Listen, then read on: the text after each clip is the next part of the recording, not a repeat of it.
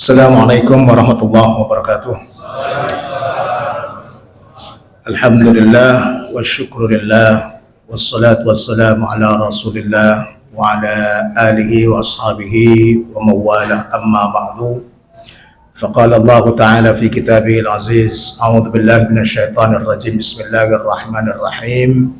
Syahrul Ramadan alladhi unzila fihi al-Qur'an hudan linnas wa bayyinatin minal huda wal furqan wa man syahida minkum asy-syahra falyasum wa man kana maridan aw ala safar fa'iddatun min ayyamin ukhra yuridullahu bikumul yusra wa la yuridu bikumul usra wa litukmilul iddata wa litukabbirullaha ala ma hadakum wa la'allakum tashkurun. Shadaqallahul azim. Yang sama-sama kita hormati, kita muliakan Bapak Ketua Dewan Kemakmuran Masjid kita, Pak Haji Zul, beserta segenap tim, para pengurus yayasan, beberapa pini sepuh yang tadi sempat kita ngobrol-ngobrol sekilas. Ada Pak Haji Joko, Pak Haji Mara Indra, ada Pak pilot kita nih Pak Tony, Pak Haji Tony. Masya Allah, malam hari ini luar biasa karena kita sudah memasuki malam-malam terakhir di bulan Ramadan. Kabar baik sedikit, ada penelitian yang dilakukan dengan sangat teliti dan detail. Kebetulan nggak jauh dari tempat kita di Singapura. Kesimpulan besar dari salah satu penelitian ini adalah warga Singapura yang menjadi bagian dari komunitas atau jamaah keagamaan, usia harapan hidupnya 4 tahun sampai 5 tahun lebih panjang. Nah, jadi di Singapura yang sibuk, yang kegiatannya amat sangat banyak, tetapi negaranya tidak sebesar kita, penduduknya yang aktif di majelis keagamaan itu setelah diteliti sekian lama ternyata usianya lebih panjang dari mereka-mereka yang tidak aktif di majelis keagamaan. Nah, jadi Masya Allah, ini berarti sebenarnya sama. Secara umum orang-orang yang berada dan sering hadir di majelis-majelis keagamaan, berjamaah, silaturahim, ngobrol, tetapi sambil kemudian menekuni ajaran agama dan mengikuti taklim agama, insya Allah usia harapan hidupnya lebih panjang. Amin ya Rabbal alamin. Nah, ini kabar yang luar biasa ini. Maka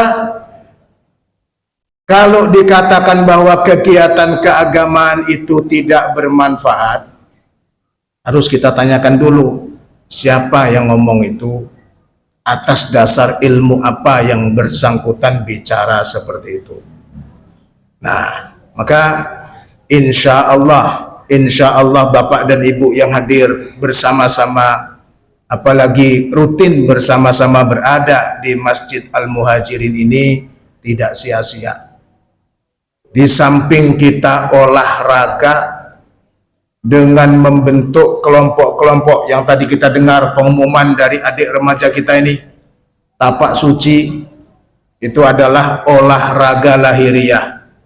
Tapi manusia ini ternyata disadari oleh semua, termasuk oleh ilmu pengetahuan, ditemukan bahwa dimensi yang ada pada manusia, dia disebut manusia, itu bukan karena hanya fisiknya semata-mata. Oleh karena itu, kesehatan itu tidak semata-mata kesehatan fisik, tetapi juga kesehatan rohani. Rohaninya sehat berpengaruh terhadap fisik. Fisiknya sehat kadang belum tentu rohaninya sehat. Nah, itulah maka hari-hari ini juga kita mendengar berbagai macam berita nih. Sebagian berita mungkin mengagetkan karena ada yang kita dengar YouTuber yang terkenal ini.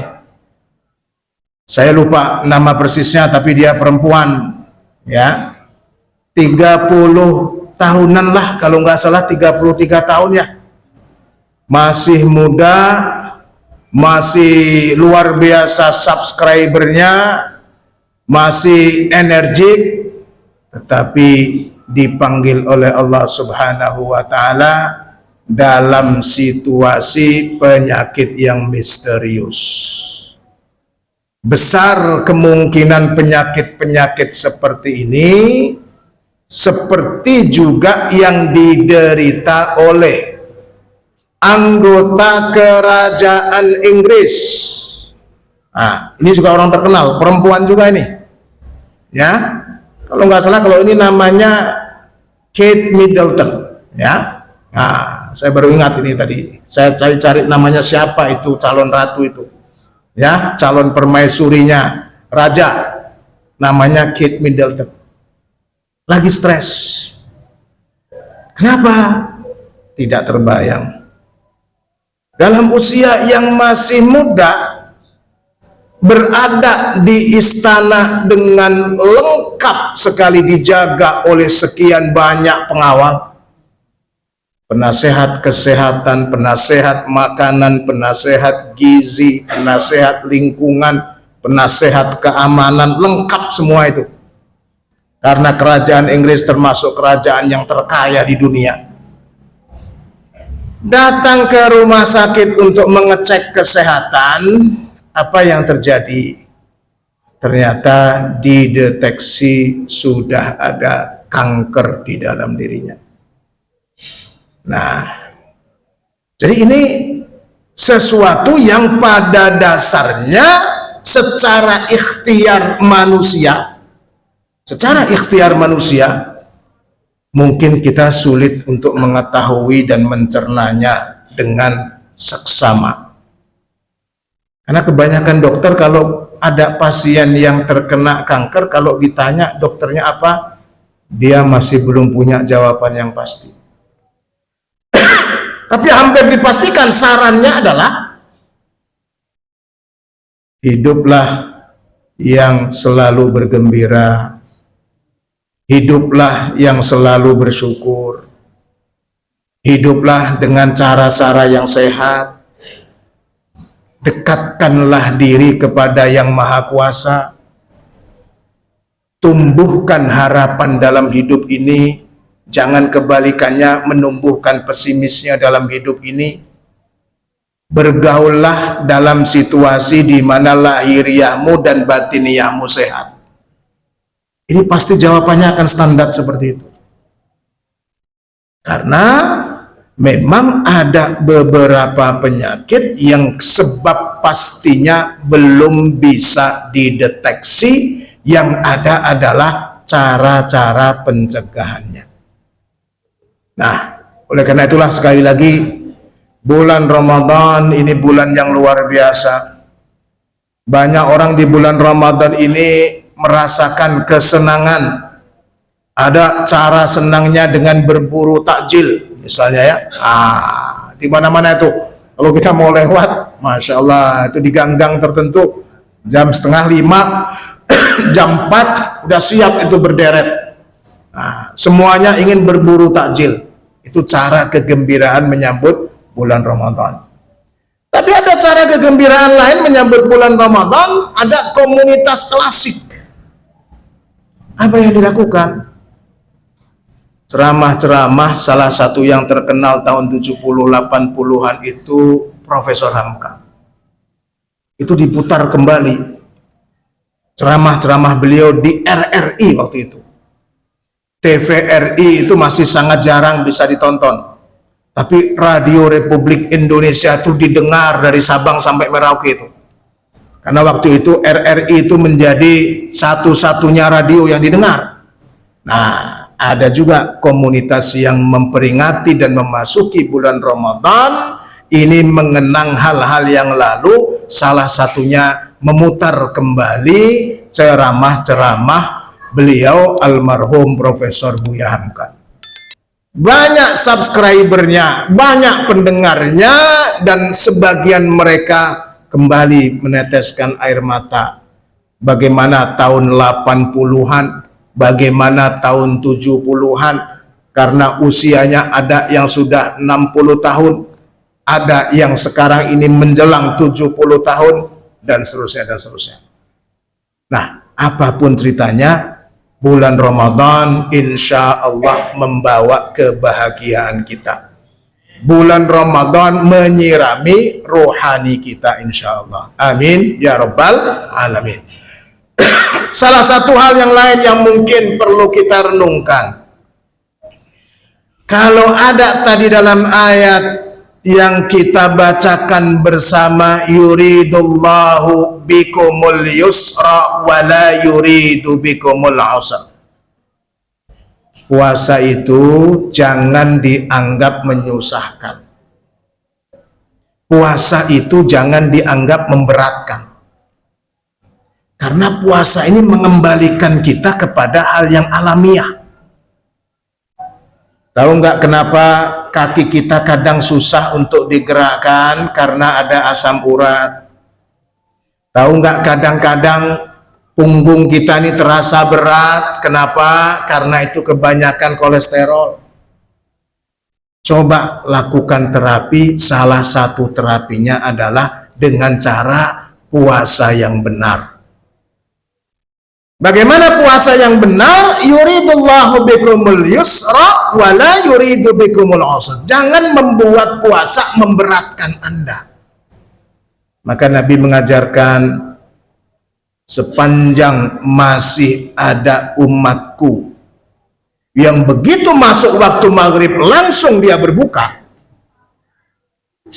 begitu menjelang subuh ia melakukan sahur.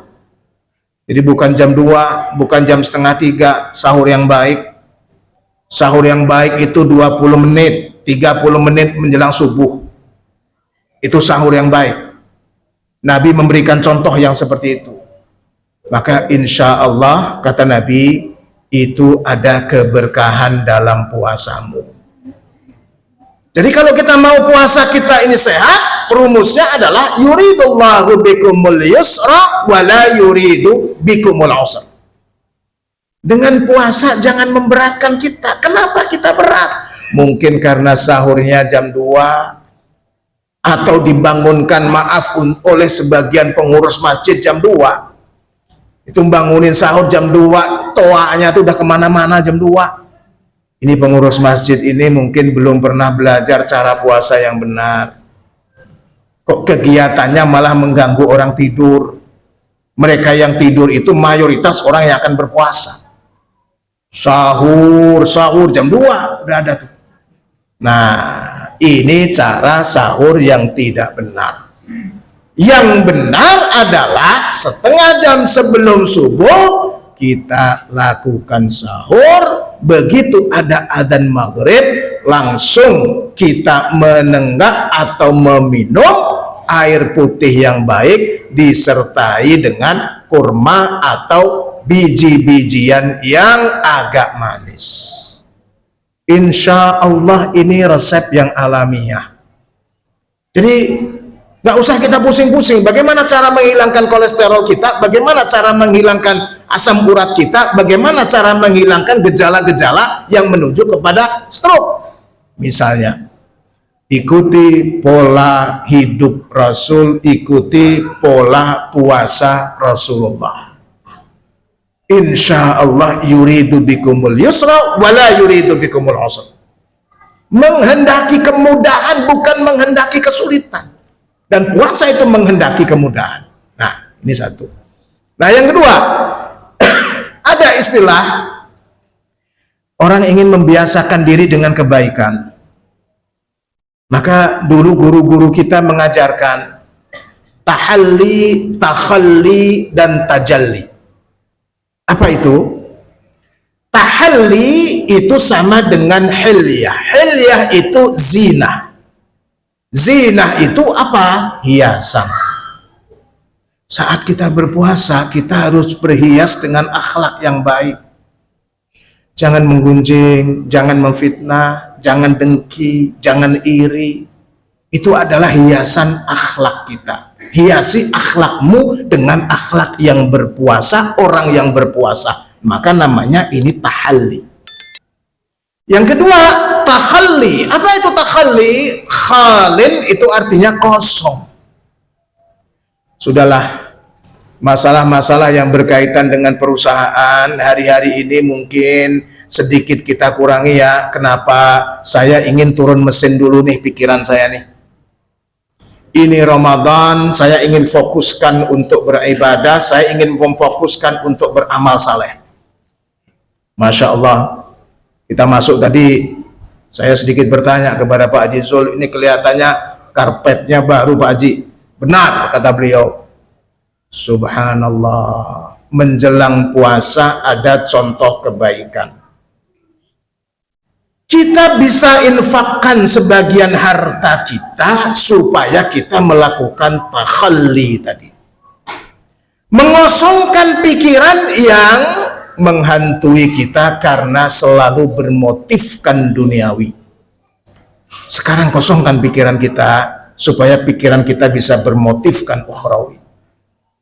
Infak kita berbanyak, tilawatul Quran kita berbanyak, muhasabah kita berbanyak, qiyamul lail kita berbanyak. Ini namanya takhalli. Kita mengosongkan hal-hal yang lain supaya kita fokus untuk hal-hal yang kaitannya dengan ibadah dan amal saleh.